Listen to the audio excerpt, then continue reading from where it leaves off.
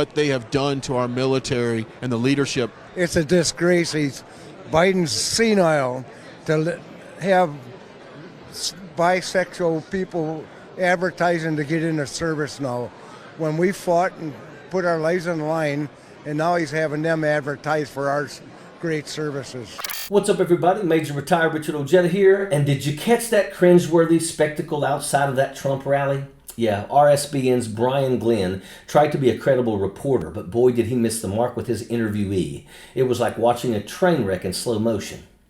It's a dirty disrespect. This guy couldn't string together two coherent sentences, yet he was fervently pushing the narrative that President Biden is the one losing his marbles.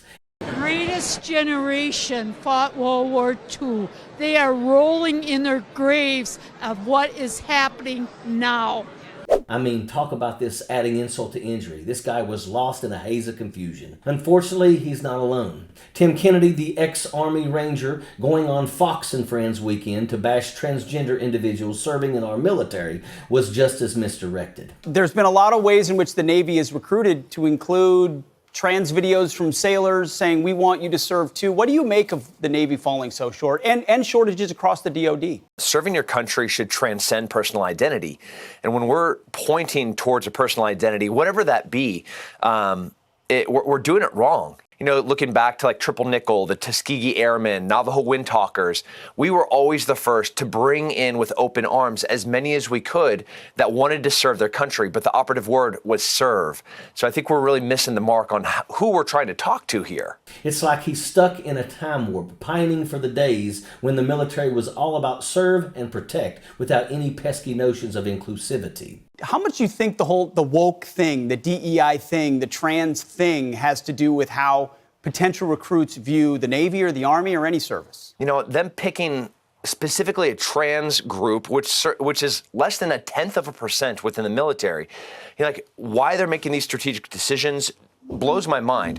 You know, 16% of military are women that can now serve at the front line on combat arms in special operations. Let's target them. You know, but most importantly, like we need warfighters because we are looking at perhaps the scariest enemy in our nation's history. Kennedy's tirade against transgender troops, coupled with his spouted off hard right politics and COVID disinformation, just adds fuel to the dumpster fire. It's like he's living in an alternate reality, and it's not a pretty sight. So amidst the circus of absurdity, let's raise a toast to the brave men and women of our military. They deserve our unwavering support, except, apparently, if they happen to be gay. It's just awful. Yeah.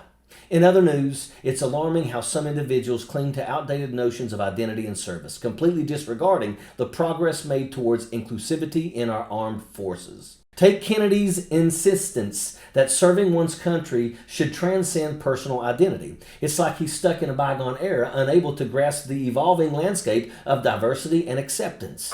And speaking of diversity, it's disheartening to see the continued pushback against transgender individuals serving in the military, especially when research shows that inclusion can strengthen our armed forces. Yet here we are, with politicians and pundits alike peddling divisive rhetoric instead of embracing progress. But let's not lose hope. Despite the discord and disarray, there are still voices of reason advocating for a more inclusive and equitable military. It's up to us to amplify those voices and continue the fight for a military that reflects the true diversity of our nation. So here's to progress, here's to inclusivity, and here's to a military that welcomes all who are willing to serve. It may be a long road ahead, but with perseverance and determination, we can overcome the discrazy and build a better, more inclusive future for all. And that is an absolute fact. Sappers clear the way, airborne all the way.